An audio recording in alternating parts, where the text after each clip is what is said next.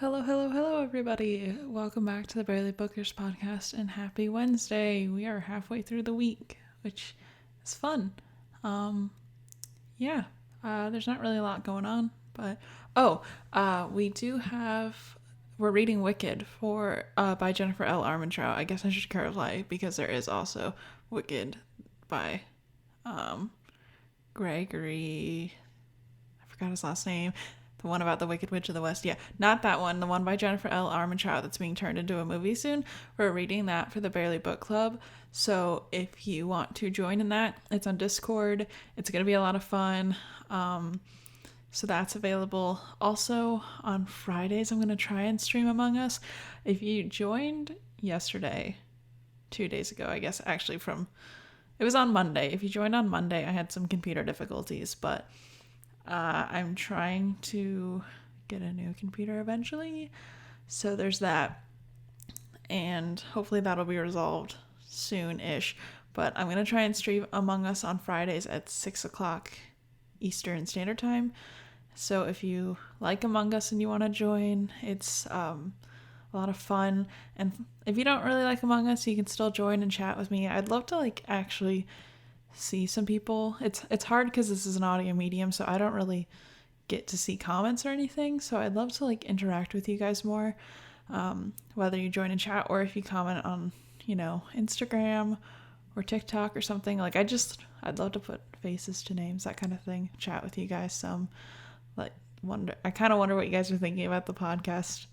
I got my first interaction on Facebook with someone that's a listener. So that was very cool for me. And I'd love to do that more. So if you guys want to chat at me, just comment on any of my social media.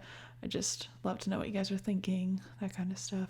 Or, join the live stream on Fridays.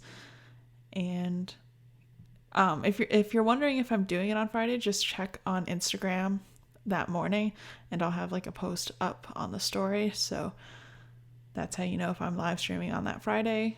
And I'd just love to see you guys there and chat with you guys and all that good stuff. And you can tell me what you guys are thinking, how your day was, whatever you want to do. But yeah, that's all I have for you guys. Without further ado, I'll let you guys get into the episode. Bye-bye.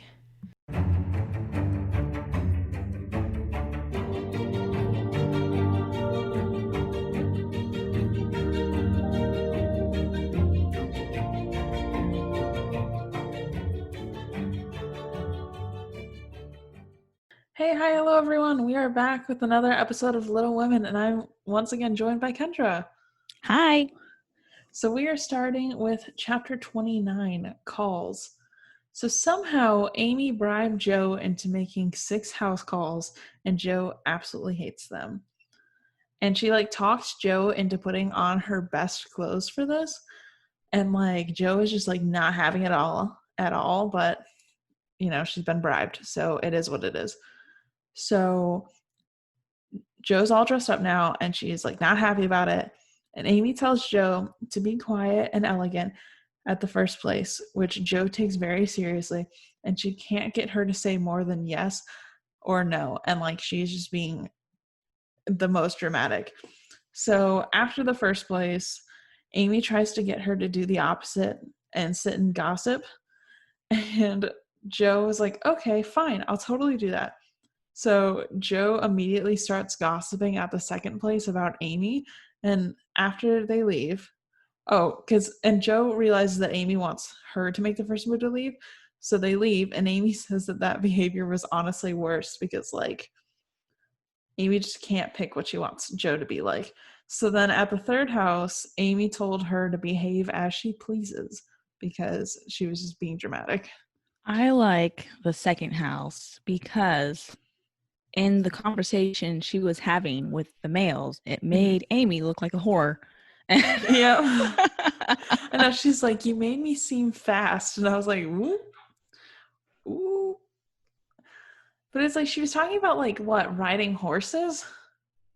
Yeah, but that was the funnest conversation in this book. This book is kind of ridiculous because it's so kid friendly. It's so PG. And it just constantly surprises me how PG it truly is. So after they get to the third house, Amy goes off and socializes. And then after a while, she finds Joe sitting in the dirt surrounded by boys. And I was like, yeah, that feels right. That feels right. That does feel right. Mm. Honestly, though. So then they go and call on their aunt. And when they get there, their Aunt March and Aunt Carol were sitting and talking about something that concerned the girls. And the narrator says that Joe, by saying she likes to do things for herself, unknowingly deprived herself of several years of pleasure. And I was like, oof. So after the girls leave, the aunts decide they're going to do it, whatever that may be. And at this point, we don't get to know. Yeah, I didn't get that part. Whenever they were talking about it, I was like, that sounds very sexual to me, but it can't be because this is Little Women. So what are they talking about? Literally. I mean, they tell us in a couple minutes, but like, this narrator likes to keep things, but she only keeps them for like a chapter, Like you find out pretty quickly what's they're talking about. So I don't know why we didn't get like the omnipresent point of view where we just get to know everything all at once because it doesn't like build up at all. You know what I mean? I don't understand why she keeps the secrets and then she tells us she's keeping a secret. That I drives me know. insane. Like just don't mention it at all. I know. It's so annoying. I'm like, just like, don't have this whole lead up process. Like, I don't understand what we're doing here at all. But yeah, so that happens. And then we're on to chapter 30, consequences. These chapter titles always just kind of annoy me. It did the same thing in Serpent and Dove.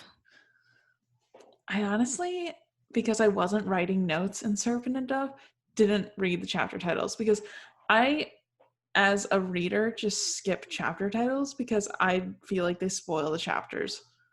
Like They just number do. them. Yeah. So it's like unless I'm actually reading it for the podcast, in which I feel like I have to do the listeners their due diligence and give them the chapter titles.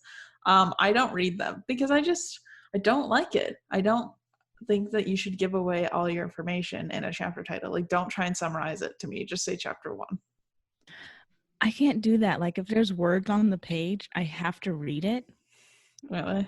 Yeah, like I have to read it. I don't know. It's like with character descriptions, like I just sometimes skip over them and imagine them the way I want them to be. Like, that sounds bad, but it's just like, especially in books that aren't very diverse and they're like a lot of white people, I just kind of skip over them and imagine them differently because I just don't want to read it. Because Some I of them imagine, though, they're just like, oh, they have brown hair and brown eyes, and you're just like, Mhm. okay, Yeah, well, in my world, all the Mexicans have brown hair and brown, so everybody's Mexican. yeah. See, like, I just end up skipping over it because I just feel like I attribute them what I want them to look like in a way, like the love interest I always make look very different from the way they're described as to my personal preference. So they are always very large, very tall, muscular, dark haired with like dark curly haired men. And that's just what it is. I don't care if the book says they're blonde. I'm not going to read it. They're blonde. I think when they describe men in books, it's either Chris Hemsworth or Mm-hmm. Dean Winchester. It's not. It's never anybody else. Mood.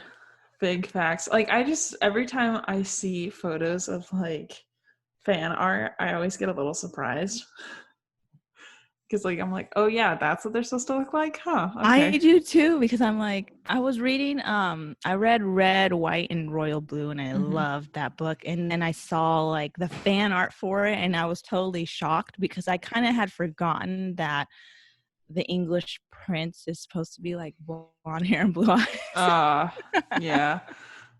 I haven't read that book yet, honestly.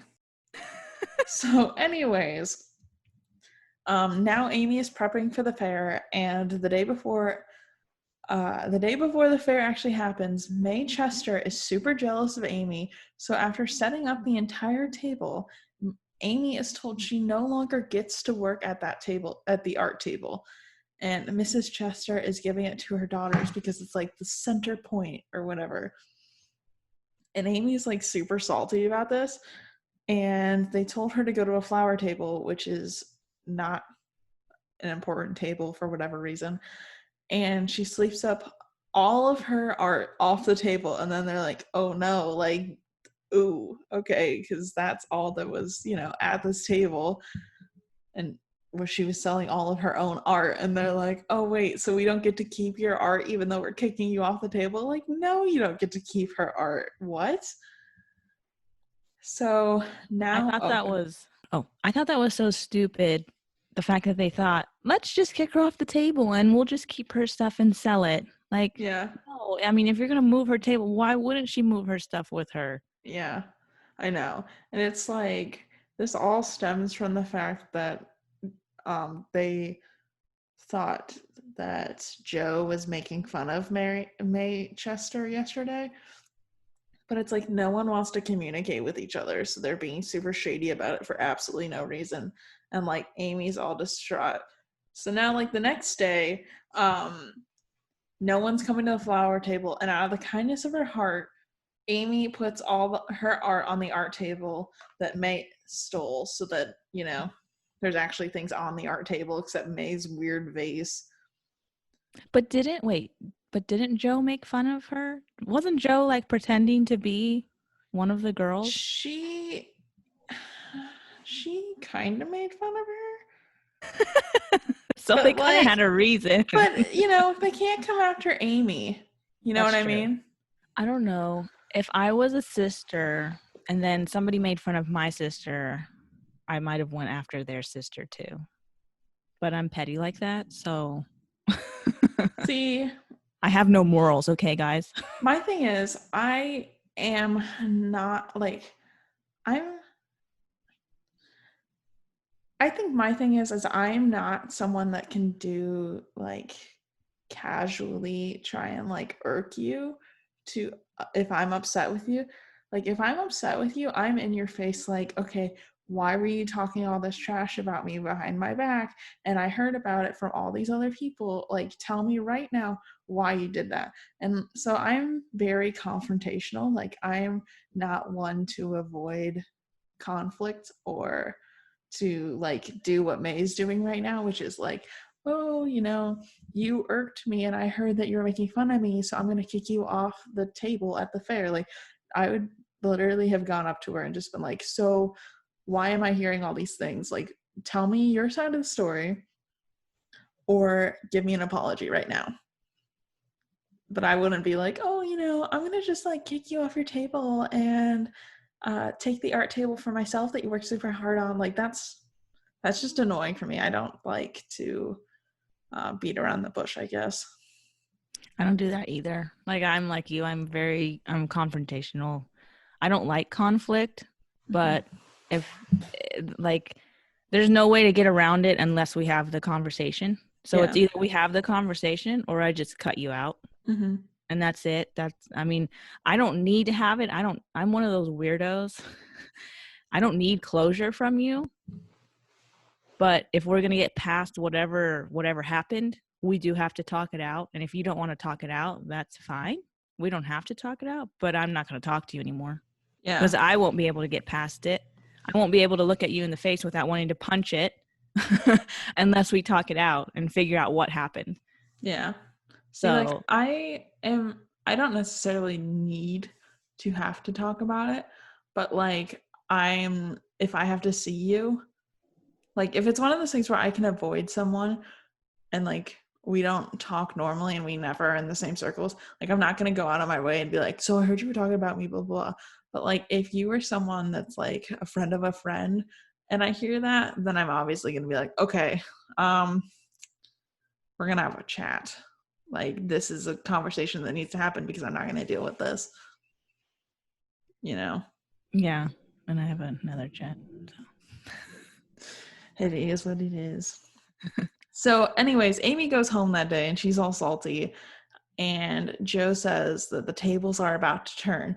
So the next day, oh no, sorry. So Joe recruits Laurie and his friends so that the next day they make Amy's booth the center of attention. Like they're all over there hanging out, having a great time, buying flowers, all that good stuff. And I really don't know what they're raising money for with this fair, because it doesn't sound like Amy gets to keep any of the money that they're getting. So I don't know if it's for charity or like what it's for, because they don't really say.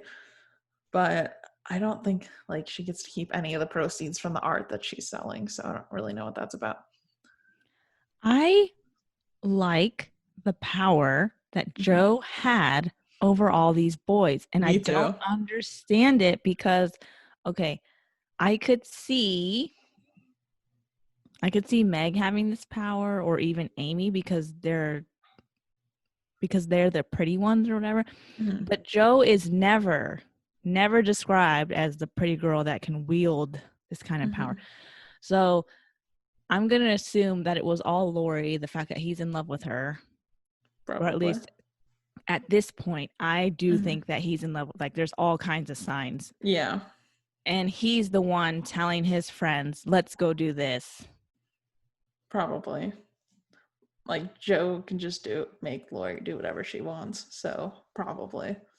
And I don't see how she doesn't see that he's in love with her. She does. Point. She knows. Like she definitely knows.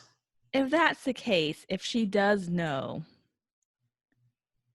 it is her fault as to how it gets so far.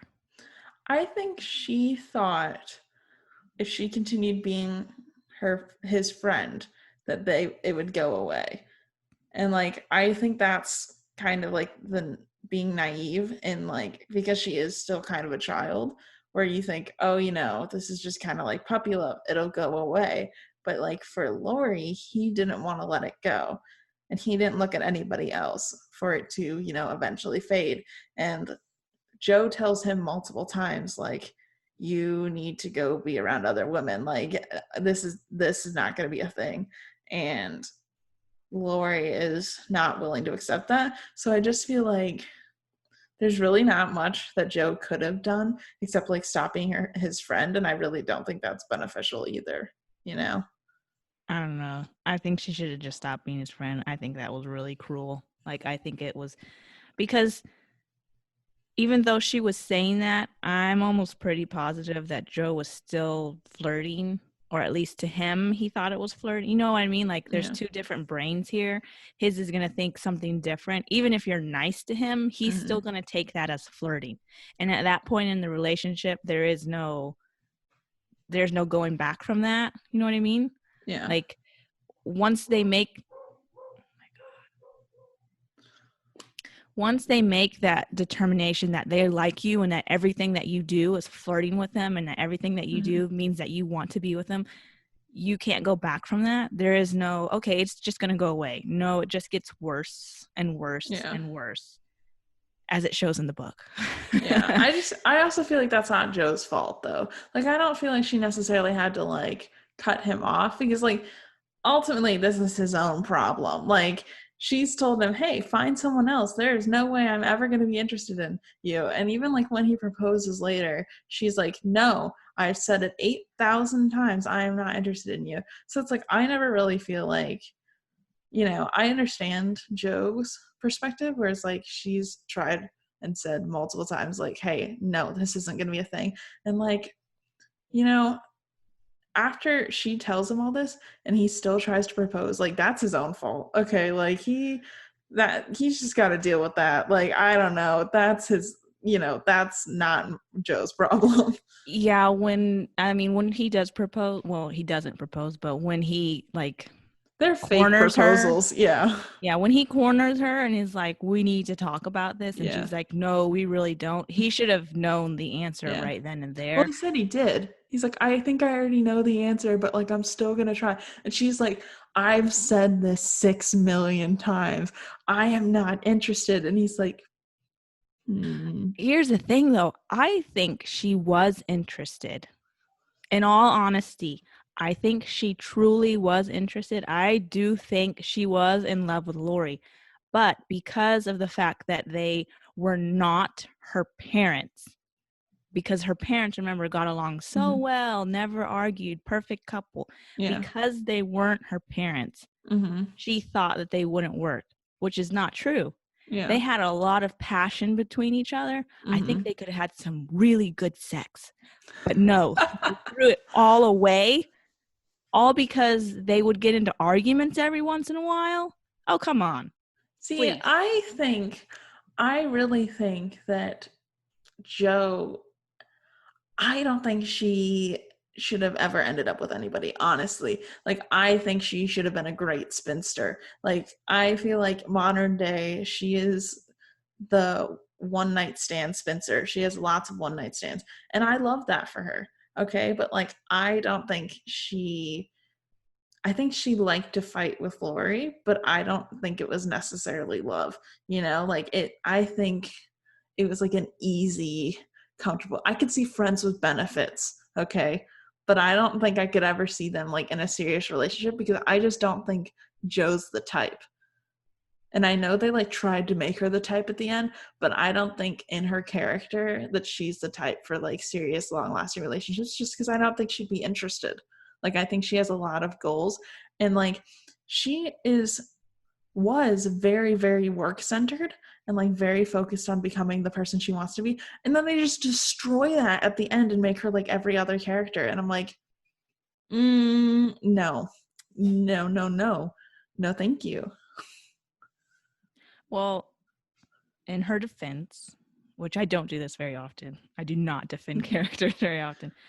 She did lose Beth, and I think that Yeah. was a big, huge turning point in her life to where she figured out she always thought, okay, so remember her whole thing in the beginning was she always thought she was going to be surrounded by family. That was never Mm-hmm. going to change. Her family was True. her family. They were going to be together forever and ever and ever and ever. And then she lost Beth. And then she Mm-hmm. realized Meg is gone. Amy's gone. Her parents have each other. Yeah. The only other person that she wanted to have forever and ever is now dead. Yeah. And now she's lonely. And so she's Yeah. finally figured out, maybe I should have said yes to Laurie. Yeah, that's right. I I know. said it. I'm sus of that character development. I won't front. Like, I think it could have gone one of two ways, and the author chose to make it go that like she now seeks out love and affection in a man, and I'm like, mm, I don't like Well, it. maybe she wanted it to be a woman, but she couldn't because of that day and age in writing. Yeah, I don't know. I just didn't like it.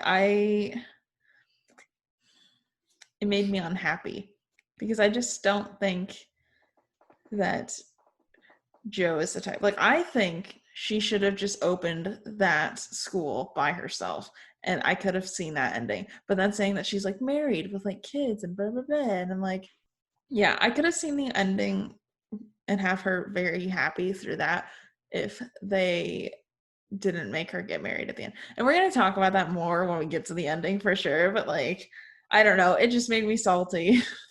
We're skipping parts now. Okay. I know we need to get back on track. You know, I don't want to like cut and paste everywhere, so we need to get back on track. So back to Amy and the art table.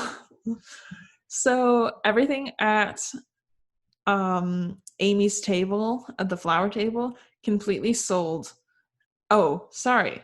Everything at the art table that was Amy's completely sold, and all that's left is May's vase.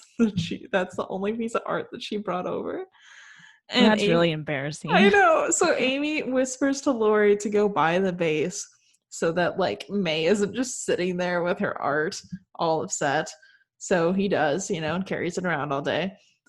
And then we find out what the two aunts were whispering about. So Aunt Carol is going abroad next month and wants Amy to go over with her, which upsets Joe because Amy is so young and she feels like it should have been her turn first. But Joe was in the wrong there. But she decides to be happy for Amy, which is good. So This part made me so angry because when Joe said I deserved it, I was like, no, you don't. Like, no, like, yeah, that made me salty I too because was like, Amy gave you a chance to show people that you could behave yourself and mhm, you did not do it. yeah, And your aunts are not going to want to take you somewhere where you can't behave correctly. Like, Mm-hmm. so no, you don't deserve it. Like, the reason why you were skipped over is because you were being an ass. Yeah. And that this is what happens when you do that, especially in public in front of other people. They don't want to be embarrassed. Yeah. Plus, like, her aunt's doing this out of the kindness of her heart, inviting someone to come with her. And she's like, I deserve to go. And I'm like, what? Like, this is not something that's like you have to, or that would have already been predetermined that you're going to do. Like, this is something your aunt randomly decided to do nicely. So, um, interesting. And so, as Joe, as soon as Amy leaves, bawls her eyes out in her bed. And I was like, oop, yikes. And then Laurie brings Amy to the boat, and Amy gets nervous and tells Laurie to go watch over her sisters, which I thought was kind of cute. So then, chapter 31, our foreign correspondent. I wonder who it could be about. I don't remember who that was about. Amy. Oh, okay. Yes, of course. So Amy's away in London, and she's writing a long letter. And she talks to a gentleman while she was on the ship. She's already been to Ireland. And so basically, this is like a whole laundry list of everything Amy's done. She's loving all the colors. Her aunt bought her some new clothes. And basically, Amy's having a great time. Also, one of Laurie's English friends came and stopped by because Laurie told them where she was. So now Amy is writing from Paris. She's really getting through all of these countries very quickly. So Laurie's friend also showed up again in Paris, and this friend's name is Fred, which we get a lot with later. And so Amy spends so much time in the Louvre because it's Paris and she is obsessed with art. And now she's in Germany. There's like going a lot of places in one chapter. They're basically like summing up everything in the first year that Amy's there. And so Fred is still with them in Germany. And at that moment, I was like, I think Fred is courting her. And then immediately Amy said, if Fred likes her, she will accept. And I was like, bruh, what's going on? So Amy doesn't really like Fred yet, but he has money. And I'm like, all right, you little gold digger. We love that for you. So then Fred's brother is ill, so he's going home, but he says he'll come back. And Amy tells her mother to send her good advice if she can. I was so shocked at this point because I was never told that she had another person that she could have been engaged to. Mm-hmm. So I was like, oh, some spice. Love triangle. And then like nothing happened of it. And I was like, well, that's why. I know. I was like, literally, we don't really get to meet Fred besides that like one first time when they were all at Laurie's house, you know? And then like the thing that's wild to me is how much they're just traveling around. You know, like when we go on vacation, it's for like max a month. Like if you're lucky and you work in like the school board or something and it's summer break. But like most people, if they go to Europe, they go on vacation and they're gone like 2 weeks, they come back. You know, like that's basically it. So it's like the fact that they're on like, it's like they're almost at that point, probably like 5 months into their trip. I just, what? Like, it does not make any sense to me. Yes, when you said that Amy was actually abroad for 2 years in your She's TikTok abroad for video, 3. Yeah, I was like, oh my God, I didn't realize that it was that long. Like, I was expecting maybe like 6 months to a year. Yeah. But holy, where are they? Like, can I stay where you're staying? Literally. How much money do you have that you can be on vacation for 3 years? Like, visas don't even, like, unless it's like a work visa, you're, what, vacation visa? Is that what they're called? I have no idea. There's like a special like tourist visa, and I can't remember what it's called off the top of my head, but that only lasts like 6 months, I think. Like, I don't think it even lasts a full year. So I can't even imagine being like, yeah, we're just gonna go on vacation for 3 years and then we'll be back. Like, you'd have to get like some sort of special visa for that. I don't Maybe know they how could that works. renew it. I don't know how that works. I don't know how government works. I make podcasts, okay? Like I don't know things. It's just wild to me that they were gone so long. Truly. I don't know how somebody could afford that. But then again, if you think about it, like, okay, so over there in Europe, at least, when they had those huge castles or whatever, Mm-hmm. all they really did was pay for the upkeep. That was why it was so important to marry money, was Mm-hmm. so they would have the money so they wouldn't have to work and they could literally just pay to upkeep the house. Yeah. That was wild to me. Like, that was your job. I know. Love that for you. But like also when Amy comes back, she came back early. So I'm like, how long is the aunt staying there? Like, what? I don't know, but can she be my aunt? I know. Like, I want to go on a 3-year journey and like gallivant around Europe for 3 years. Like, that sounds great. Like, pay for me to stay in fancy hotels where I have balls every Friday night. Like, that sounds wonderful. You know what I did when I Oh my was. God, you just said balls every Friday night. Oh no, someone's gonna take that audio. Oh no, I've made an error. Oh no. You know what? At this point, just if you make a funny TikTok video with that audio, just like send it to me. Whatever. Who cares? I just want to see it. It better be funny. If it's not funny, I'm gonna be mad. That's it. That's all Ooh, I've got. Jeez. I hate myself. I hate myself truly. It's fine. You know, I bet no people are gonna be like, I didn't even notice until you like made a big deal about it. And I'll be like, I'm sorry. I'm the one that made a big deal. it is what it is at this point because someone would have used it. It's fine. If I'm famous enough that people use my audio on TikTok, I feel like that's a goal. So, whatever. Do what you want with it. Do as you will. My cheeks hurt. Anyways, moving on from a wonderful time in which I could have gone to dances and now I'm doing sexual innuendos instead. Anyways.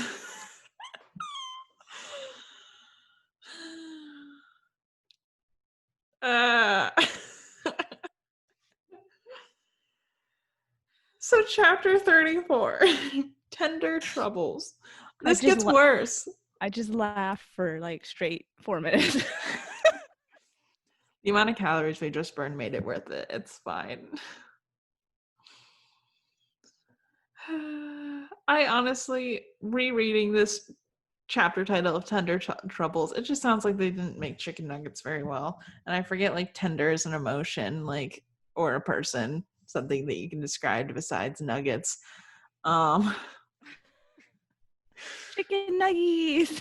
Chicken nuggets. So getting back to the book, their mother is worried about Beth because she seems very sad. And then at this point, okay, so this is like where they really start aging everyone up very quickly, and they don't tell you until like they randomly throw in like what age they're at now. So like Beth is 18 at this point, and Joe's like, okay, she must just be thinking grown-up thoughts. And that's why she's sad, because she's no longer a child. And I was like, seems fake, but okay. I So don't Joe. think anybody grown up thoughts. I mean, look what I just did. Truly, it's fine. And I'm like, what grown up thoughts for us were like, oh, grown up thoughts are like taxes, saving for retirement, filing your 401k. And it's like for Joe and Beth, grown up thoughts are like marriage, happy thoughts, rainbows and sunshine. And I'm like, okay. Lucky you. Yeah. I'm worried about like rent payment and mortgages, but like go off, I guess. All you have to worry about is who's mother gonna hold hands with tonight at dinner. I know. The dream. Oh, the simple life. Sounds beautiful. So Joe and Beth are walking around town and she's like kind of crying and Joe thinks it's because Beth loves Laurie, and I'm like, no, no, like that's not a I match. I could totally see it though, because I mean, if you think about it, Beth has no interaction with any guys Mm-hmm. besides Laurie and the old man. So it had to be one of them. And because this is so wholesome, it couldn't be the old man. I just, I felt like this, like Beth is too quiet and composed for Laurie to ever like be interested in her, you know? Oh, I never thought he was interested in her. Oh, okay. Just her and him, because I he's just, like the only boy. yeah, I just think it would have never worked out. So I don't think Beth even like considered it. Like, I don't think she ever was in love with Laurie because, But then again, I mean, like, she could see that Laurie was in love with Joe. yeah, So I think it's hard to love someone when you watch them pine after others, you know? Like, you get to a point where you're like, okay, this candle is burning at the wick. Like, mm, well, somebody should have told that to somebody further down in the book. well and out. So the more Joe watches Beth's behavior, the more she's certain of this. And I'm like, Joe, you're literally just looking for like confirmation bias here. Like, you're not trying at all. So I honestly, this is where I'm like, I honestly think Laurie actually liked Joe. And like, I am correct. But I was like, I felt like I further needed to confirm this. And then, however, since Laurie and Beth are interacting, she thinks it's love. And Joe's like constantly trying to confirm this. So Joe advises Laurie that to focus on modest girls instead of flirty girls because like Laurie's had like multiple relationships at this point, kind of in college, I guess. And he's just been with like flirty girls, whatever that means. Maybe loose girls. I don't know. This is what shocks me, is that he went to college and he couldn't find someone better than Joe. Yeah. That's so odd to me. I don't know. I just feel like he didn't look, you know, he pursued girls that he purposely knew he wouldn't spend the rest of his life with because he wanted to constantly come back to Joe. So I feel like he didn't try. Like he didn't put himself out there. You know what I I mean? would say that is plausible if he Mm-hmm. wasn't a man. Okay? That is just so hard to believe for a boy. So you have the advantage of having sons. So I will take your word for it. Well, it's not just, it's just like hormones. Yeah. We all know. Okay, so boys and girls get hormones. I don't know the age group for this podcast, but we all It's know marked that. E for explicit, so it's fine. We all know. And I just watched this movie on Netflix, and I cannot Mm-hmm. remember what it is, but he put it in perfect terms. Men are like microwaves, warm up real quick. Women like to preheat. Laurie should have been able to, especially how flirty and how good Mm-hmm. looking he is. Are you kidding me? No, that it just doesn't make sense to me that he held out. He Yeah. held out for Joe. Not pretty, not girly, not flirty, not very good in public. See, I And feel it's like not even for the good reasons that she's not good in public. Like, she's yeah. not fast or anything. It's just because she doesn't know how to behave herself. So Yeah. no, I don't get it. I don't I get feel it. like his type is girls that speak their mind, and he was like surrounded by rich girls that's trained out of them, you know. And so he didn't look for girls that meet his type at all, and he just like basically looked for all these girls that are very well behaved and are very respectful because like if they're going to college they are well off. Like the average girl can't afford to go to college at that point. So it's like to me, I just think he has a type and he was surrounded by people that were outside of his type. So he never looked for people at that point that would have been someone he was more interested in. And, you know, so like he dates around, but it's like all these people that he knows he'll never end up with because they're just so different from like what he's interested in. I don't know. I just don't see it. He's a boy. Like, Well, if he dates the entire time he's at college, you know? There's so many smart things that you said, but the matter of the fact is that he is still a boy. All I'm saying is I think he kept himself busy. Like, I think he was kept busy with women. I'm just thinking he didn't fall in love with them. Or You know what I mean? maybe there was just too many women, so he couldn't focus on just one. And then when he went home, he could That's focus on possible. just one. That's very possible. I just think he wasn't looking to try and like find a suitable pair, like a suitable match for the long term. I think he was just like looking to have a good time. And he, obviously falls in line with a bunch of girls that weren't like, they were probably actually looking for husbands, but like he wasn't looking for a wife. I would really like to read that book. That Juice, that spice, there's that probably fan point fictions there for you. in Laurie's life, that's the book that I would like to read. Where's that one? Yeah, I think he says like one of his relationships is like a year long too. And so like Jo comments and she's like, there's plenty of other girls you met, like, and none of them worked out. And he's like, no, none of them worked out, whatever. And I'm like, I also wonder if it was like Jo was the easy option. They already know each other. Like, he thinks, oh, I can make her love me. Like, we already have this past friendship, and he wouldn't have to work for someone else to get to know him, because he is inherently lazy. Like, he wouldn't, I don't know I if he'd think want all rich people back then were kind of, I mean, they lazy. literally didn't do anything Yeah. except for like sit around and like call on people, I guess. I don't know. I don't live during that time, but that's from what I know. Yeah. I just feel like he wouldn't want to begin a relationship because he wouldn't want to have to like work towards getting to know someone, and all these like layers that happen when you start dating someone is like, you have to get to know them, you have to put yourself out there, you have to like relive your entire life and tell them all about that. And he isn't interested in pursuing that, and he's lazy. So he's like, I'll just, get with Jo. I totally love her. And Jo's like, whoa, no. To be in love and young. Anyways, we're back to Beth dying. Okay. So, Beth is literally crying through the night, and it keeps waking Jo up, and they're not talking about what's happening. And Jo says that she doesn't want to tell them yet. And Jo's like, yes, because she's in love. So Jo is talking to her mother and says she wants to go away this winter to New York. And part of the reason she wants to go away is because she thinks Laurie is growing too fond of her. Both her and her mother think that that would be a terrible match. And Jo's like, yeah, definitely. Like, it ain't a thing. So Jo was going to go, and they're waiting to tell Laurie until the absolute last second.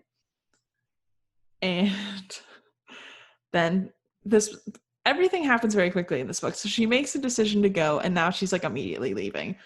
So she leaves, and she tells Laurie that he's in charge. The fact that she waited till the last second tells me that he could have changed her mind. I don't know. I don't know if he could have changed her mind, or if it was like one of those things where she didn't want to like deal with it. Like, because I understand that sometimes, like, if you know this guy's like absolutely obsessed with you, I would also wait till the last second to tell him, because like, I don't want to deal with hearing about it. Like, I don't do obsessions. If you're obsessed and it's gotten to a critical point, I just cut you out. No. Yeah, hit him with that block. Yeah, block. No. But she can't block him. He's her next door neighbor. So like, what's she gonna do? She's trying to block him by like going abroad, but like, see, Jo even did the nice thing and told him at the last second. I would have written a letter from New York and be like, hey, by the way, fun fact, I'm gone for a couple of months. I might come back. I might not. We'll see what happens. Like, you tell him you're in New York, and then he shows up, and you're like, oh shit. See, that's also what I think she might have been worried about. Is like, he has money. He's talked about going to New York before. So it's like, if she was like, hey, by the way, I'm going to New York, he might have been like, oh, that's an invitation. I don't know. So Laurie says his eye is on Joe, so she needs to be good. And I'm like, Chris. So now we're on to chapter 33, Joe's journal. So she's, oh, sorry, go ahead. Oh, I was just going to say, oh, here we go. Literally. So she's now writing a letter home, and she seems to be having a pretty good time while in New York. And there's another teacher that Joe likes. So Joe goes down to dinner for the first time. Basically, this is just another laundry list of like all the things she does while she's there. And as she's down to dinner, Joe casually overhears men talking smack about her. And she's like, interesting. And then Laurie also hasn't written to Joe yet, which is good. So I was like, maybe this will be his move on time, but it's not. So Joe and the professor seem to be becoming friends. See, another old man. And they don't ever tell you how old he is? They tell you at the end, he's Do 40. they? He's 40 at the And end. how old was she? When they got married, she was 25. Well, that was before they got married. When they got engaged, he was 25. She was 25 and he's 40. You see? I guess she I'm just just mad needed for a Joe. mature man. Like, I guess, I don't know. I don't know. She was already a spinster at that point, though. Yeah, 25? like she just needed. They basically were like, "Oh, she needs a man. Let's get this widowed man for her husband." It was so odd because they tell you that she's 25, Mm-hmm. and then, like, somewhere down the line in the book, Amy comes home, right? And they're like, oh, Amy's sitting in her mother's lap, and they're pretending like it's old times. And I'm like, whoa, how old Amy's is like Amy 20. at this point? Yeah. Yeah. And I'm like, why are you sitting in your mother's lap? Number one, Mm-hmm. no, you don't do that. You're an adult now. Yeah. Number two, you might break your mother's legs. Okay. She's frail at this point. She's had what, four other kids before you. So it's not like she's 40 and you're 20. She's like going upwards towards 80.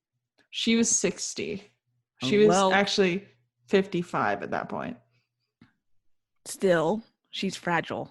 And this whole book, it was like as if, I wouldn't be surprised if the author wrote this when she was in her 50s and just wanted to keep her children in that bubble. Yeah. But it's just so odd. Like, it is very odd.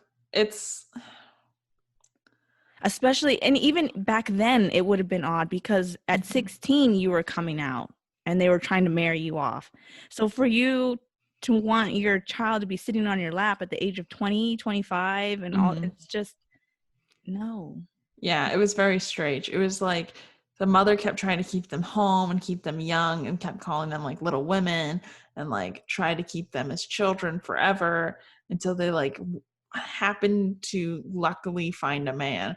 Like none of them went out of their bubble to get married, really. Like, because at that time, most of women went to most of women that had some semblance of money kind of went to balls and like went to all these different events to find men, and like they didn't do any of that. They never had like that whole traditional coming out. They just like happened to get married, which is like almost more modern, but like the way it happens, it doesn't feel that way, It doesn't. I feel like it didn't happen because their mother didn't want them to happen, didn't want it to happen because I mean, Meg was what, 17, 18 when what's his face? I cannot remember his name. When John came a knocking and she was like, no, you're too young. You need to wait. And it's like, no, she doesn't. She needs to go. Yeah. And then she got married when she was 20. And then even then they're still saying she's too young. Like she has a lot to learn because she's so young. And it's like, no. Yeah. I'm like, in that day and age, she's technically kind of old, and that's weird to say as someone who is 22 and unmarried, but like I don't know, it's just kind of strange that like this author kind of tried to like combat a lot of social ideals at that point and married all of these girls off. And like both Meg and Joe married someone that was older. And like Meg, he was older by like somewhere between like 5 and 7 years. But like for Joe, the professor's 15 years older than she is. Oh, is that it? I thought it was more. I know. It's like they call him an old man, so you're not sure until she like happens to mention in passing that he's 40 and she just said that she's 25.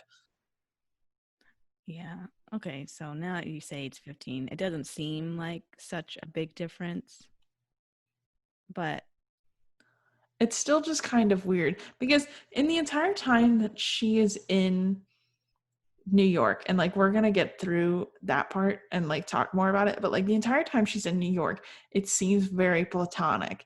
Like I didn't pick up any hints of flirting, so yeah.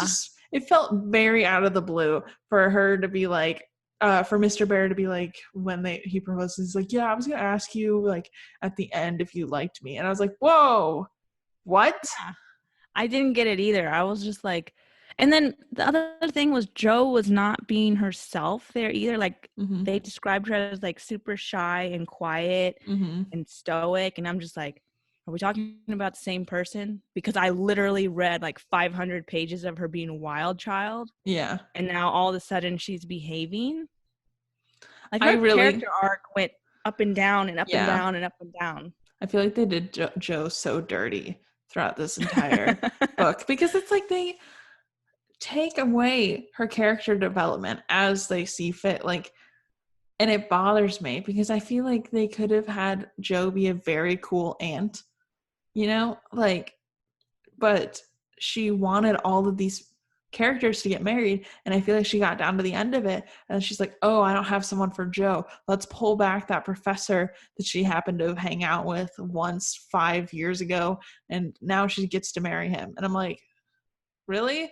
Like that's, well, I guess technically it was like 3 years ago. He comes back literally 3 years later and they're like, yeah, now you guys get to be married. And I'm like, what? Like that is the strangest thing because there really wasn't any flirting and there wasn't communication for 3 years. So you're telling me that that's who she fell in love with? Like, I don't believe you. It was 3 years. I thought it was Three like years. 6 months. No. After, because, wait, wait, wait a second. I think it was like a year because Amy's gone 3 years and she leaves. No, because she leaves right after Amy's gone.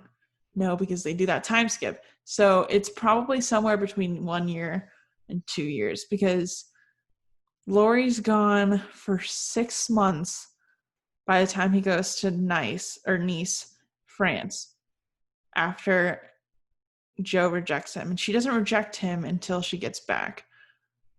And then he comes when after their wedding and they get engaged. So it had to have been at least a year, I'm guessing. No correspondence. No correspondence. He just shows up out of the blue. Mm-hmm. That's okay. Whatever. I'm just mad about it because I'm like, no, like that's not the way a relationship works. What?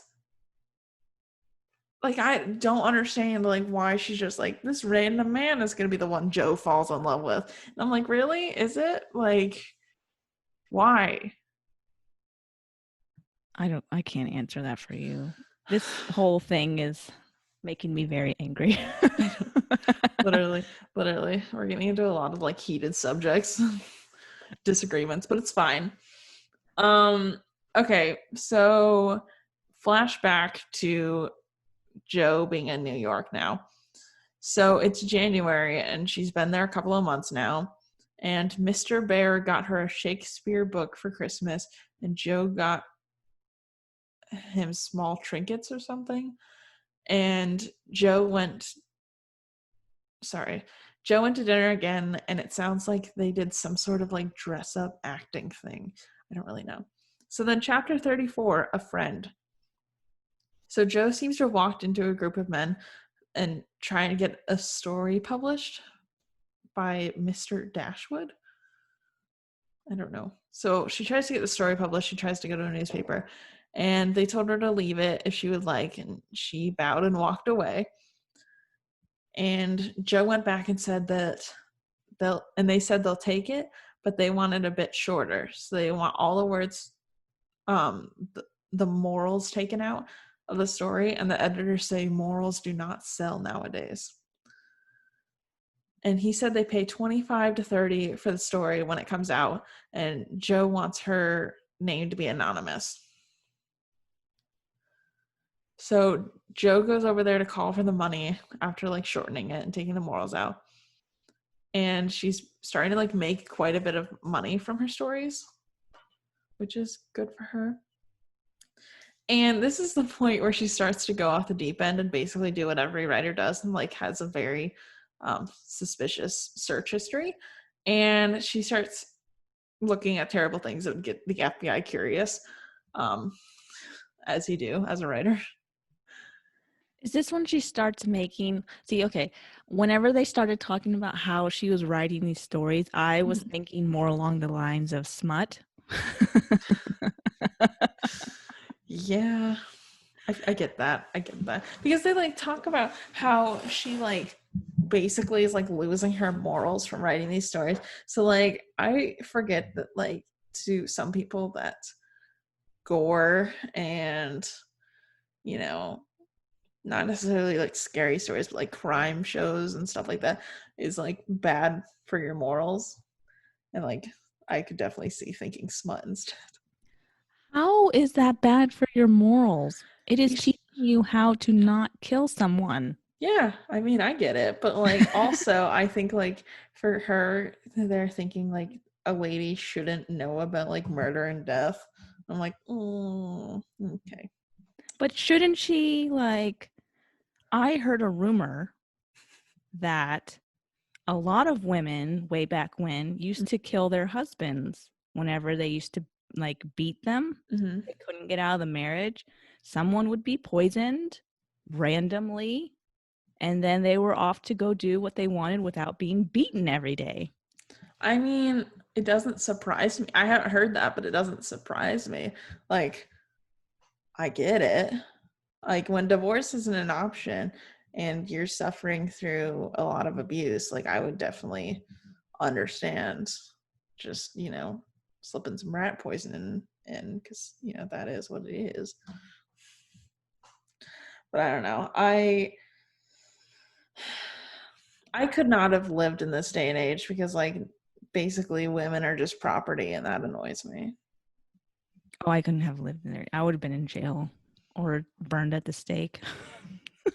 Hard same. Like, there's no way I would have, like, mm-mm, mm-mm. I can't hold my tongue for anything. So at this point, they're saying that it's taking a bit of a toll on her to write these stories because she's losing a bit of her innocence. And the world is starting to ruin its romance, in Joe's opinion. And once just got lost in my notes, I'm trying to figure out what's happening. So basically, like, she's just going off the deep end a little bit. And she's just like fully devoting all of her time to like her stories. And Mr. Bear is starting to like worry about her because like Joe's writing, because he's like, oh, normally she would have showed this to me and she hasn't, so like I know she's writing something bad. And he starts to talk to her to try and protect her from her dark stories, and she becomes ashamed of her books, so she lights them on fire because that's the proper reaction. And then after that, she goes the entire opposite spectrum and writes a sermon is what I meant to say. She writes a sermon, and no one's interested in that because who wants to read a sermon on like a short story newspaper article thing? And that didn't go well. And then so she tries to write a kid's story, which did not go well either. So now she's taking a bit of a break from writing. And then she leaves New York. And Joe That oh, that go is ahead. called following the trends. if you're not writing on trend, you don't get published. Mm-hmm. Yeah, literally. It's like when Twilight came out, every book was vampires and werewolves. Yes. Like I very distinctly remember that, where everything I read at that point in time was just werewolves. Mm-hmm. Like I That's think it, called writing on trend. And yeah. then like a lot of those books, you'll rate them, and then if you go back because you're like, oh, I loved it, I'm gonna go back and read it, and then you reread it and you're like, what kind of crap was I reading? Literally, we watched Twilight like last month, like for the meme, because my sister had never seen it, and I was like super a big fan of Twilight when it was coming out, and then I pretended I did not care for it at all after it became super popular. um, and so we watched the first movie. Like my sister and I were dying laughing at the first movie because it is so cringy. So cringy. It is cringy, but at the same time, see, I don't know if you still like Twilight. I still like Twilight. Like, I'm not embarrassed to admit that. I still like it. The writing, I've read so many books now at this point that the writing is not, it's not as like, okay, so example, George R. Martin is like at the top for me, and then Twilight would be towards the bottom with writing wise, because I've just read so many books, so I know the different types of writing that people have now. And so, but that, I mean, that was also her first book that she had come out with. And it's not badly written, and it's not bad. It's just that it's nowhere near George R. Martin. Now, George R. Martin is like an old Top man tier for now, you. so he has written, I don't even know how many words.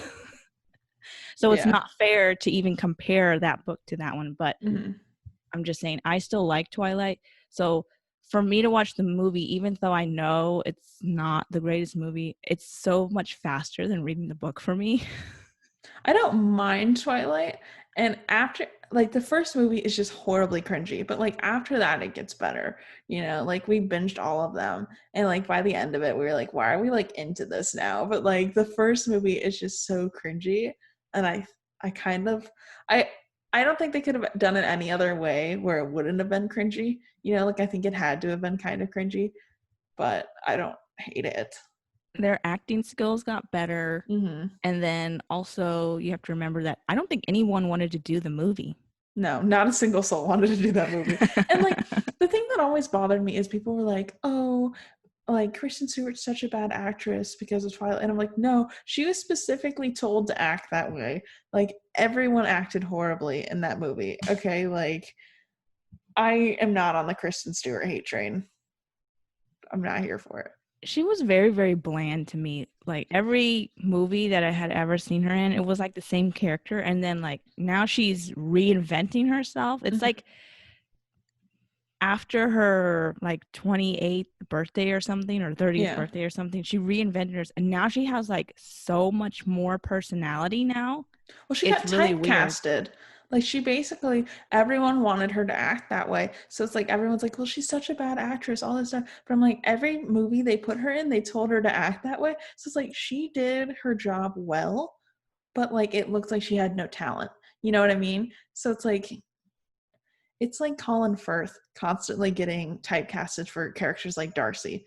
Like I talk about this a little bit on Pride, like my guest talks about this a little bit on Pride and Prejudice, but like I really think Kristen Stewart was just typecasted to be the same type of character over and over and over again to her detriment. And now she's finally been like, listen, I am not going to do that anymore. Like, I would rather not act than continue to do that. And I feel for her because that would be super annoying. But that's all I'll say about Kristen Stewart right now and Twilight. I don't even know how we got there. I don't know either. Oh. So Laurie is currently graduating, which is good for him. And Laurie asks if Joe will come over later, and she says she will, but she's kind of worried that he's about to propose, and because Joe's smart and she knows. And then I said, yep, so Laurie is getting very serious and says he's loved her forever. And Laurie says that women will say no when they sometimes mean yes, so he has to say it and get a real answer.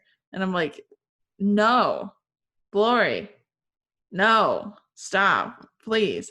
It's very obvious that Joe is not interested. And he's like, maybe.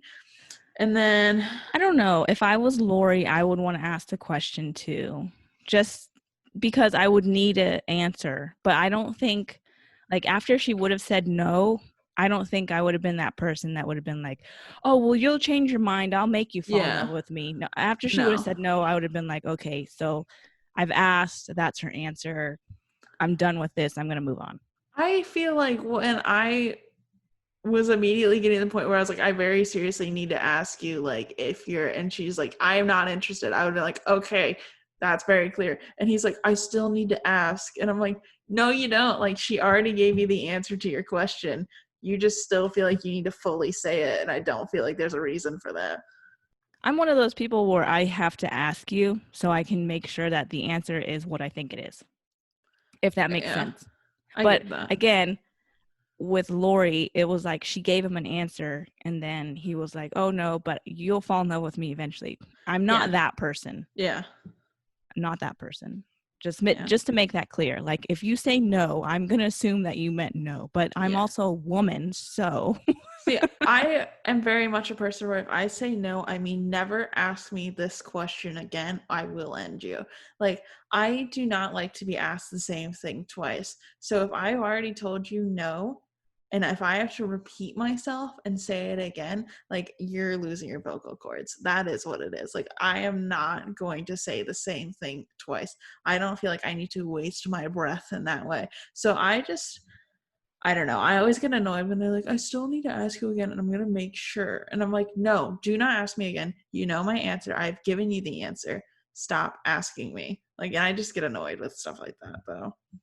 I'm that way sometimes too, but then sometimes I do change my mind, but mostly it's when it's about food. See, even with food, I have the answer. Just no one likes the answer. My answer is always Chipotle or Chinese food. So, anyways, we are back with Laurie and all that. So Laurie says he's going to make Joe love him. Yeah. Laurie says that he's going away to make her love him. And Joe says, wait, no, I lied. I keep reading this wrong because I accidentally wrote the wrong name and I wrote Laurie instead of Joe, and I'm trying to figure out what the sentence says. So Joe said that her going away. No, no. Oh my gosh. Okay. Here's what happened. Laurie said that when Joe went away, it made him realize that he loved her even more. And Joe's like, I literally tried to distance you. I've tried to make myself love you. It doesn't work, and I don't feel the same way. And Laurie's like, but I want to be with you. And Joe's like, no. And Laurie's like, I cannot love anyone besides you. And Joe's like, no, thank you. I am not interested. This was just embarrassing for Laurie at this point. It was. And it's like, Joe tried to be nice. Like at the beginning, she's like, please, let's not have this conversation. Like, I don't want to be with you or anything. And then Laurie's just like making it worse and worse and worse and just continuing to like pound in how much he cares. I'm like, Laurie, please stop. This is a learning moment for any men that are listening to this podcast. You cannot make a woman love you. You just can't do it. Yeah, so Laurie's pretty upset at this point, and Joe says that he will find someone else eventually and be happy. And Laurie's like, no, I won't. I'll never find anyone. He's being like super dramatic. And then Laurie storms off, and Joe kind of feels bad, but she still doesn't love him. And she's like, there's literally nothing I can do. And then she goes and tells Mr. Lawrence what happened so that he's like prepared to deal with Laurie. And then she went and cried. And I like feel bad for Joe because she like really tried to like make this as nice as possible. And like Laurie would not let her make this nice. He basically had to be told that she's like, I will never love you. I'm never gonna feel the same way about you. Like you need to move on because like this isn't gonna ever happen. And like I just it's sad. It's really sad. Have you ever watched a season of Love Island? I haven't watched like a full season. I've watched like an episode, but I haven't watched a full season. So these people on the Love Island, they kind of have to do stuff like that in order to like move on with the people on the island there, because you're stuck with them. So if you find somebody else, or if you're interested in somebody else, you can't be two-faced about it, because there's literally like 10 people there at one time. So everyone will find out what you're trying to do. Yeah. So they have to be very, very clear, like Joe. And this just reminds me of Love Island. That's funny. Oh my gosh. Yeah, I just feel bad because it's just like I get that she would sometimes want to like, you know, be nice about it because this is her friend and it's not her fault that he's like head over heels, but like at some point it's just you've got to put the hammer down and be like, hey, yeah, this is not a good look for you, buddy. I'm not interested. So then Laurie goes to play the piano all dramatically and he's super upset. And then Laurie's grandfather comes in and talks to him and says they should go away for a while to forget it. And he's like, I don't have anyone to go with. I don't want to be lonely. And then his grandfather says that he would go abroad with them. And then they leave immediately and go abroad. So that's the thing. So now we're on to chapter 36, Beth's secret. And then my first note is immediately, I think Beth is going to die. Because, like, what is she going to have a secret about besides that? It's not like she has anything interesting going on in her life. It could have possibly been that she was in love with Laurie. And I don't think so. I was like, they keep talking about how frail she is. So, like, I think she's going to die. And then Joe says that she wanted to take her to the mountains, but Beth didn't want to go that far. So they went to the seaside again. And then my next note is, yeah, Beth's going to die. And then Joe realizes this, and Beth said that she's glad Joe knows it because she's known for a long time that she's going to die. And then Joe says that she thought Beth loved Laurie, and Laurie was like, what? Like, he only had eyes for you. What's the point of that? And then we also get told Beth is only 19 at this point, and she knows she's going to die, which is, like, rough. And then Joe says that she's not going to give up any hope yet. And Beth says that she doesn't think she's supposed to live long as she never dreamed of a future. That's like the saddest thing I've ever heard. I know. Like,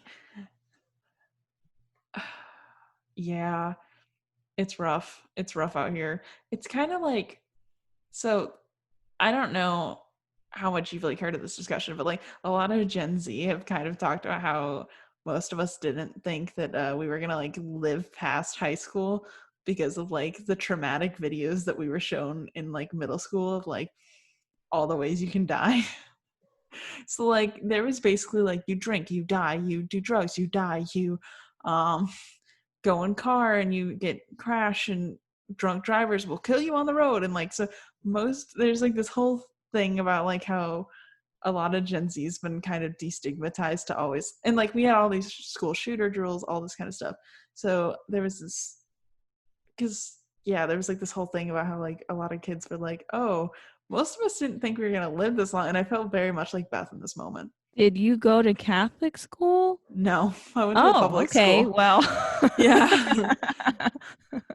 No, I went to public school. Oh wow. So they tell you that, oh my god. So they have videos of like, and they tell you that if you drink you die, and if you do drugs you die. Basically, like I was in elementary school and we took photos with a safety test dummy for vehicles, and they showed like the test dummy being crashed into vehicles and like what happens when you don't wear a seatbelt. And I was in elementary school, like all this stuff. It's wild. I don't know. So it's just like I feel bad for Beth, but also I kind of personally relate to what she's going through. Because I was like, yeah, I get that. You know, like you didn't ever dream of having a future because you didn't think it was a possibility. And now you're like approached with that scenario and you're like, oh, that's something I probably should have considered. So Amy's still gone at this point, and it's been almost a year now. And I was like, this is where I was like, when is she going to come back?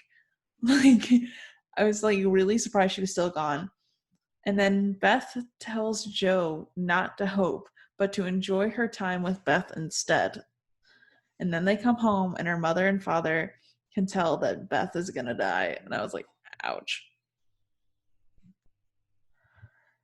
So now we're on to chapter 37, New Impressions.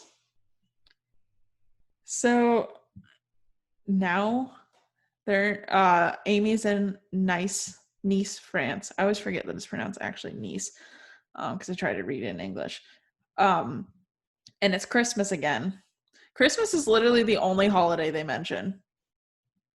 Maybe that's why it's a Christmas book. Maybe. I just was like, okay, like another Christmas. Wow. Like, what? Nice. Like, we've had like 6 since this book started, but all right. No Easter, no Yeah, Halloween, nothing. Thanksgiving, maybe. I know. They're like, nope, no other holiday, only Christmas. And I was like, all righty.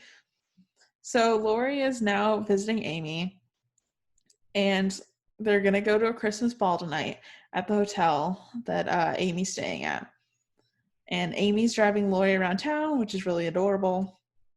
And Laurie is still really down, and Amy notices, and she's unsure of why. So it sounds like Laurie has been gone a while, and that Amy apparently has been gone a year or 2 at this point. And Amy dressed up a little extra for the ball now that Laurie is coming, and I was like, ooh.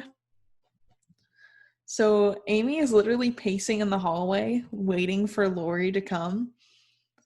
And Laurie was trying to be all charming and she tells Laurie just to be blunt because she likes it better. And he's like, oh, thank goodness. So Laurie asks Amy to dance, which is surprising as he hates dancing. And she goes and dances with the Count instead. And he looks kind of relieved. And then she's like, ugh, like why are you relieved that you're not dancing with me? And gets annoyed.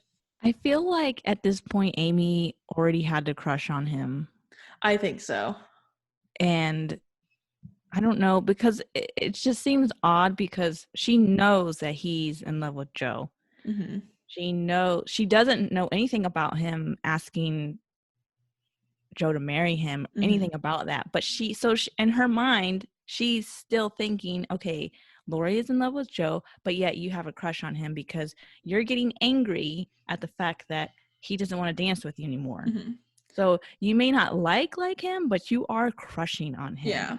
But I also think she knows Joe doesn't like him, so she doesn't feel bad about having a crush on him. You know? Like, I think it's well known in their family that Joe is never going to reciprocate his love, even though he may love her. And so I don't think Amy's has anything to lose. Obviously, now we know she definitely didn't. But I just don't know. think she's For me, okay, so I have siblings too, and I have a sister, and if she were to say, oh, I have a crush on this guy, I would never, ever, ever find that man attractive, like ever. I don't, if it was, even if it was Chris Hemsworth, that would be over. Like, no, that's gross. Yeah. And then again, if a guy told me, oh, well, I have a crush on your sister, and then he tried to go and talk to me, I'd be like, ew, gross. Like, back away. Yeah. Like, what is wrong with you? No, that's disgusting. Please don't. But maybe that's just me.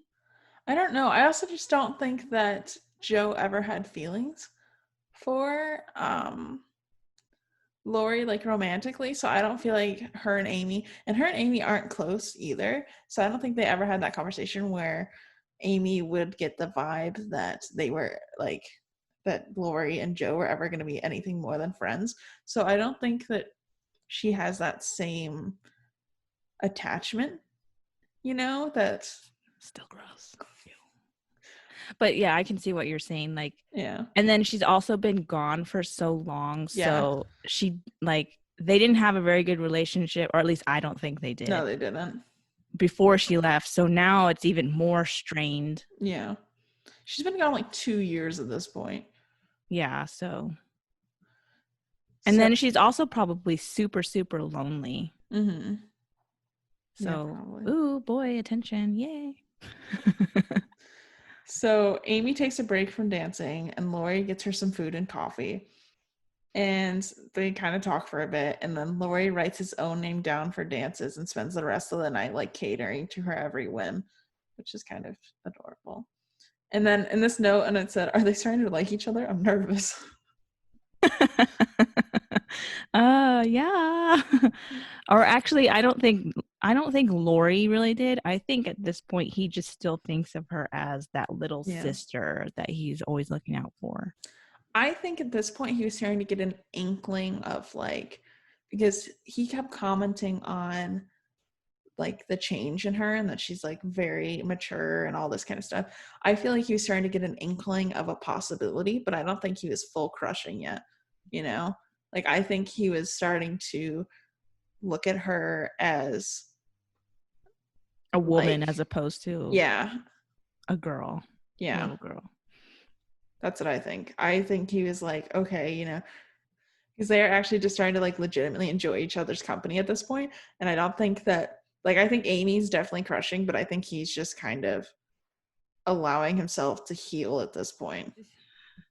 All right, we'll end this episode here though. Kendra, where can all the wonderful people of the internet find you and your podcast? Okay, so you can find me on KE Radke Universe on everything. I just got on TikTok, which is surprising because I tried very, very hard to rebel, but You're welcome. but on Instagram, Facebook, Twitter, TikTok, Pinterest, everything at KE Radke Universe. And then our podcast at West Coast Booksters is on Instagram, Facebook, Pinterest, and then on Twitter, it's WC Booksters because it was too long. Very good. All right. Well, those will also be in the show notes, so everyone can check that out as well. But we will all catch you in the next episode. All right. Bye. Bye.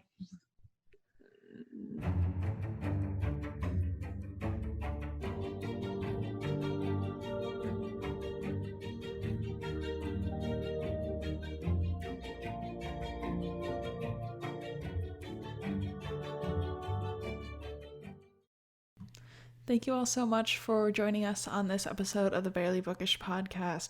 It's been a lot of fun to have you guys here. I hope you guys are all enjoying it. As I said in the intro, if you want to join the Barely Book Club, there is a link down below in the show notes or on my website. Whatever you guys use to actually like listen to this podcast, there should be a link somewhere, like wherever the description is. So you can do that, or you can go to my website and go to the episode, and there will be a link there. And then there's also the link for Twitch, all that good stuff. So be sure to go over there. Yeah. Oh, also, if you want to make sure that you always get notified when the first episode airs, like on Spotify or Apple Podcast, I know does this, but you need to turn on the bell notification. So then or also YouTube, you need to turn on the bell and then it'll give you like a little notification that my episode's gone up, but they go up every Wednesday at 6 a.m. Eastern Time. So if you're not sure and it's Wednesday, there's an episode up. Also, if you guys want to help this podcast grow, it's really helpful if you all leave reviews. If you can just kind of write your thoughts or leave stars, it's really helpful. It helps me grow. It helps us find new listeners, and I would really, really, really appreciate it. But that's all I have for you guys on this episode. I will catch you in the next one. Our theme song is by Raphael Crux from freepd.com. Our logo was designed by my little sister Sarah. And if you want to follow me on any of my socials, I'm at Barely Bookish on everything. I'm on TikTok, Instagram, Facebook, Twitch, and Twitter. And I think that's it. I'm basically on everything. So if you're trying to find me, just go to Barely Bookish and I'll be there. And I will catch you all later. Bye!